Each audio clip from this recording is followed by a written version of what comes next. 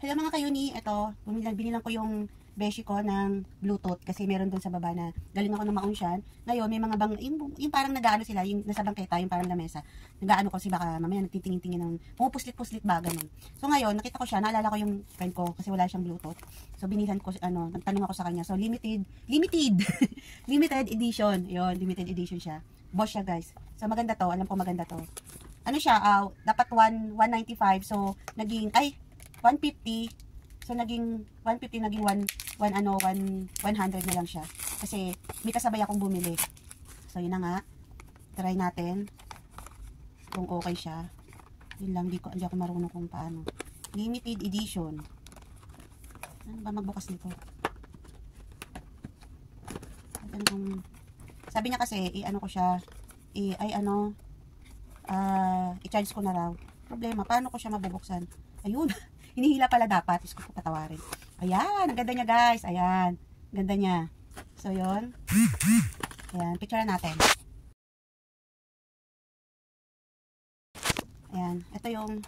Maganda kasi siya guys. Meron ako nito eh. Nasaan na ba yun? Wait lang ah. Ito siya guys yung akin.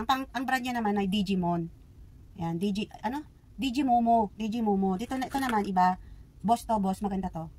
Ayan. Ano din siya? Pareho din siya ng ano niya. Ayan o. May ano din siya. Ayan, ganyan siya. May number. Ang ano lang to, natanggal yung white. Yan. Ito yung white niya o, natanggal, nabasag. So, yun. Ayan siya. Ang ganda ng white. O, ayan o, may number. Ayan siya guys. May number siya. So, ngayon, ito pa. Ayan, charge. Ayan. Ganda niya guys. So, yun. Tapos, andito sa baba yung charger. Ayan. Charge natin. Meron naman siyang 73 pero i-charge pa rin natin. Ayan siya. Ayan. Ito naman yung sa akin. Ito yung sa akin guys. Ayan. Ayan siya guys. Wala lang yung silver dito sa gilid oh.